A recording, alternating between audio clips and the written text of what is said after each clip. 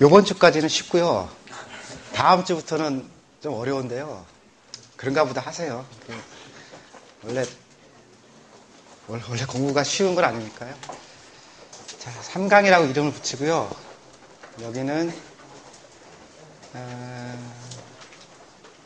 그러니까 실존주의와 선택 정도, 결단도 맞을 것 같은데, 약간, 이렇게 하고, 부제는 학자의 탄생, 그리고 지지 않는 학문. 우리가 지는 거 되게 싫어하거든요. 지는 거 다 싫으시죠? 사르트르 얘기할 거예요. 사르트르 책 읽어보신 분. 무서워하지 마시고요. 그러니까 안 시킬게요. 네. 사르트르 어떻게 생각하세요?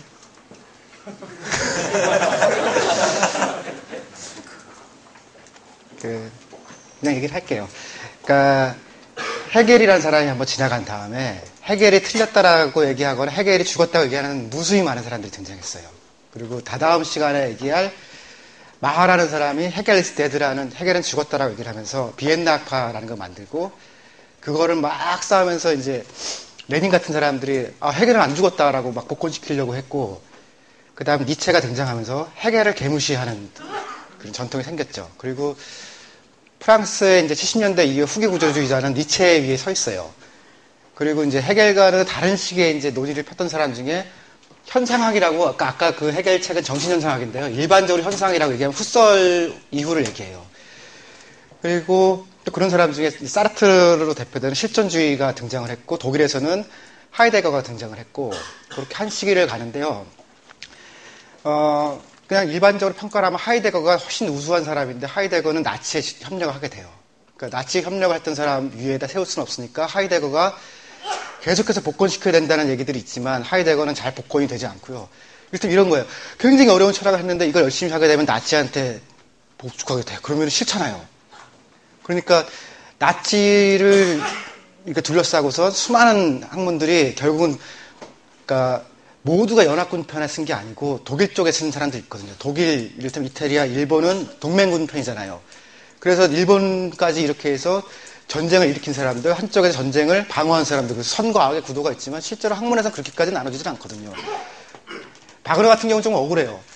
바그너는 사실은 자기가 그렇게 얘기를 한 건 아닌데 히틀러가 바그너를 너무 좋아해가지고서 바그너 미망인을 엄청 잘해주고, 그 타노이저 서곡을 이럴 때 히틀러가요, 자기 샷을 딱 내리다가 틀어준 거거든요.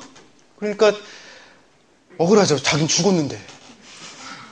이를테면은 명박 찬가 그래가지고서 신중현 노래를 막 틀어주면은 지금 신중현 같은 경우 막 뭐라고 할 거 아니에요. 그 사람은 유신창가를 만들려고 했는데 기분 나쁘다고 아름다운 우리 강산을 작곡하고서 고통받은 사람인데, 근데 만약에 신중현이 죽었으면 이명박 선수가 이명박 창가에 차 내릴 때마다 그 틀 수도 있잖아요. 그러니까 바그너가 진짜로 그 히틀러의 정치적, 사실 죽은 사람이니까 아무 상관도 없는데 그렇게 됐고요. 68을 지나면서 유일하게 살아남은 사람은 사르트르였어요. 사르트르가 이제 했던 얘기는, 아까 제가 지난 시간 무에 대한 얘기를 했죠. 무라는 개념에서 사르트르가 계속 전개시킨 거거든요. 그 무를, 그러니까 한마디로 두 단어구나. 그러니까 불어인데요. 그런가 보다 하세요. 내형티정이라는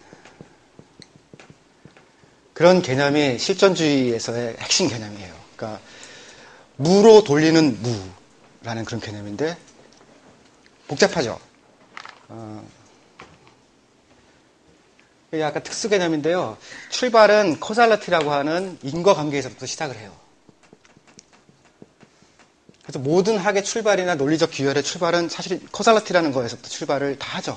지금 학문도 마찬가지고 코즈 앤 이펙트가 어떻게 되느냐라는 건데, 매트릭스 2편에 그 얘기가 나오죠. 코즈 앤 이펙트에서 모든 것은 이유가 있다라고 얘기를 하고요. 이거를 제일 쉽게 볼 수 있는, 여러 권이라서 제가 읽으라고 하기 마음이 무거운데요. 듄 보신 분 있으세요? 훌륭하십니다. 그러니까 듄을 썼던 프랑크 헐버트라는 사람이요. 그러니까 SF라는 거를 소설을 예술로 만든 사람이에요. 그러니까 SF는 그때까지는 예술 아니라고 그래서 너블에 껴지지 않았거든요.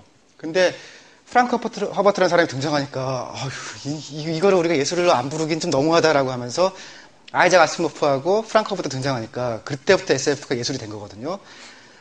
근데 저는 한국 사람들한테는 우리는 해볼 수 있는 게 아이작 아시모프고 프랑크 허버트는 우리 못한다라고 그렇게 얘기를 하는 게 프랑크 허버트는 집이 워낙 부자고 여러분 부자 있으세요? 부자고 아버지가 또 워낙 석학이었어요. 그래서 프랑크 허버트가 필요한 모든 책은 그 집에 다 있었거든요. 그러니까 아버지가 돈도 많았고 먹고 살 생각 걱정이 필요 없었고 책도 다 아주 신기한 책까지 다 있던 거거든요. 그런 집에서 태어났으면 우리도 다 학자겠네요. 그런 거 아니에요. 있는 건 책밖에 없는데 그 모든 책이 다 있다. 그리고 그걸 어렸을 때도 다 봤으니까 똑똑할 거 아니에요. 그런 사람이니까 우리는 그거 조선에서 못 하거든요. 돈이 많은 사람들은 나올 수 있죠. 근데 그 아버지가 책까지 많이 갖고 있는 경우는 굉장히 드물고 장하준 같은 사람. 근데 이 프랑크 허버트가 이제 듄에서 설정한 건 뭐냐면요. 그러니까 신이라는 개념을 재구성한 거거든요.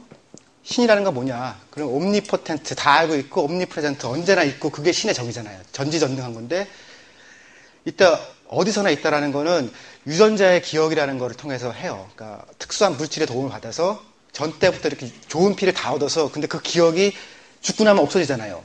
근데 없어지지 않는 그런 장치를, 그러니까 약품을 만들어서 어떤 사람한테 모든 기억이 다 있게 한 거고, 그러니까 다 알고 있는 거고요. 근데 이 사람이 이제 그러니까 그 다음에 전 때도 있었으니까 사실은 한 사람이 이제 언제나 있었던 그런 형태인데, 그렇게 해서 모든 것의 인과관계를 알고 있고, 모든 데이터가 다 있으니까 어떤 능력이 생겨요? 비전이라는 게 생겨요.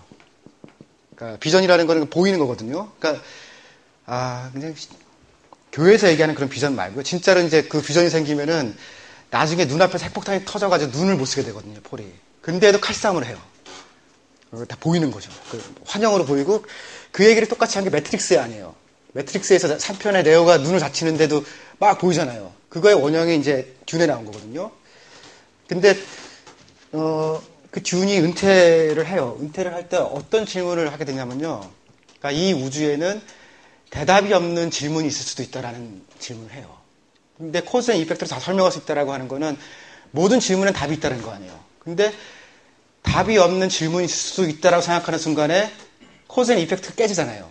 깨지고 비전이 사라져요. 그러니까 진짜로 이 사람은 폴은 장님이 된 거예요. 장님이 돼서 사막으로 떠난 게 그러니까 폴 얘기의 끝이고요.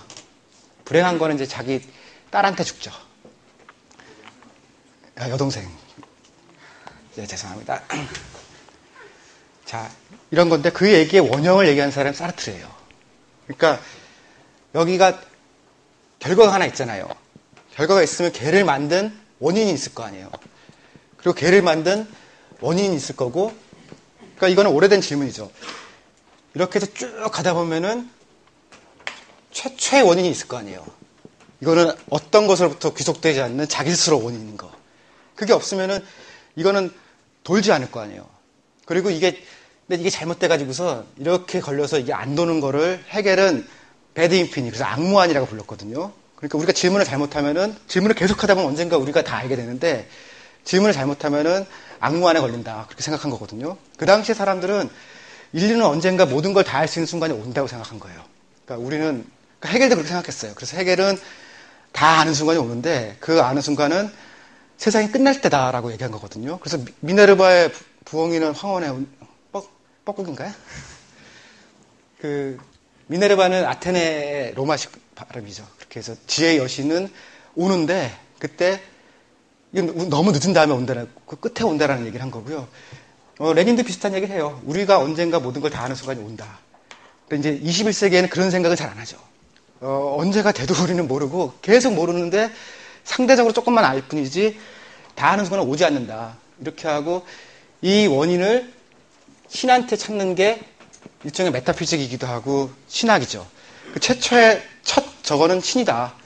그래서 이건 아직도 끝나지 않는 신학과 과학의 논쟁 같은 게 이제 남아 있고요. 해겔은 이 첫 번째 인식이나 이런 걸 생각한 건데요. 사르트르는 어떤 생각했냐면, 그런 건 복잡해서 난 모르겠다.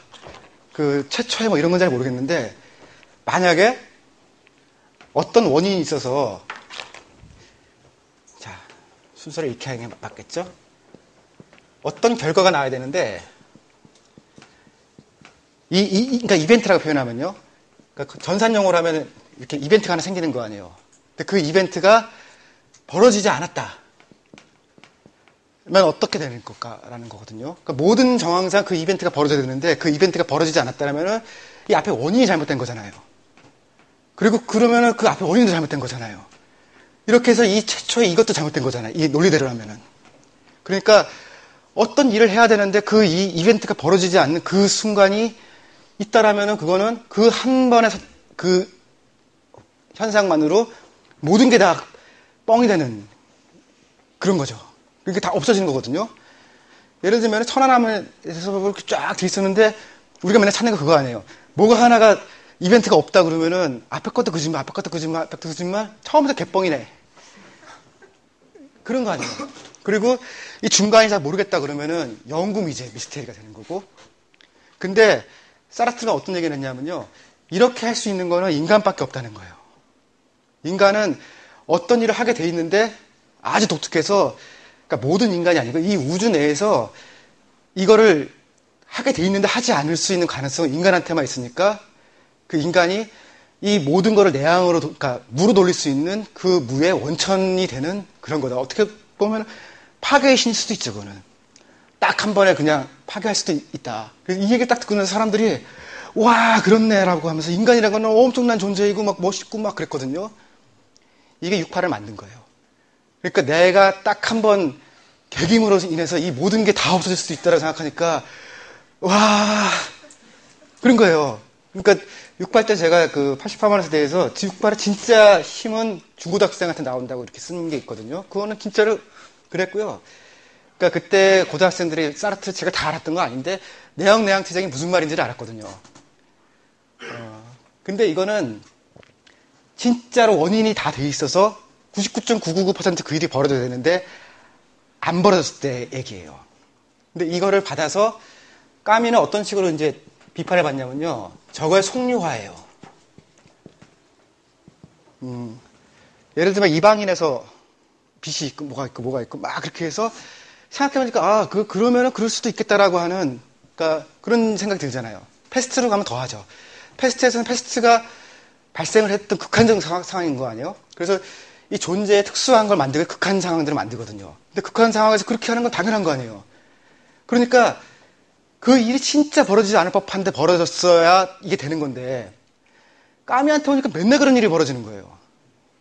아시겠죠? 그럼 그건 이미 이 원인이 결과를 배신한 게 아니고 원인대로 움직인 거 아니야 이거죠. 그러니까 우리가 극한 상황에서 특수한 결정을 했는데 잘 생각하면 나라도 그렇게 하겠네라고 했을 때는 그거는 이 원인과 결과를 깨는 게 아니고 사실은 원인대로 움직인 거 아니에요. 시티푸스의 신화나 그런 것들이 그렇게 해서 까미가 속류화시켰다라고 하는 게 특수한 상황을 해서 사람이 이런 대단한 능력이 있다라고 하는데 가만히 생각해보니까 그건 그럴 수도 있잖아라는 거거든요. 그러니까 이게 그럴 가능성만 있다고 사르트르는 얘기했고 열어놨는데 까미한테 오니까 아니 그거는 코즈 앤 이펙트가 깨진 게 아니고 인과로 내에 들어가 있는 거예요. 그러니까 이를테면 이명박이 어떤 특수한 일을 했다고 할 때요. 우리는 그게 그 사람이 이상한 판단을 깨졌다 생각하지 않거든요. 왜냐하면 이해가 되잖아요. 그렇겠지 뭐 특수하니까. 좀 우리랑 이렇게 뭐 다르다 생각하잖아요. 근데 그런 사람이 다르게 한 거는 아주 이상한 걸 하더라도 뭐 이상하지 않잖아요. 그러니까 그런 식의 이제 질문에 부딪힌 거거든요. 그런데 이제 사르트르가 그렇게 한번 쫙 가서 6.8을 만들었어요. 그 6.8이라는 거는 사르트르라는 상징으로 인해서 생긴 거고, 그렇다고 사르트르가 6.8의 대단한 영웅이 됐던 건 아닌데, 뭐라고 표현했냐면은, 그러니까 6.8 때 교수들은 전부 다 그 학생들이 너무 무서워서 막 숨었거든요. 근데 사람들이 사르트르에게 면죄부를 주었다라고 그렇게 얘기를 해요. 그러니까 뒤에 와서 이제 6.8의 영웅이었다라고 얘기를 하지, 면죄부를 준 거 정도 뭐 그렇게 얘기를 해요.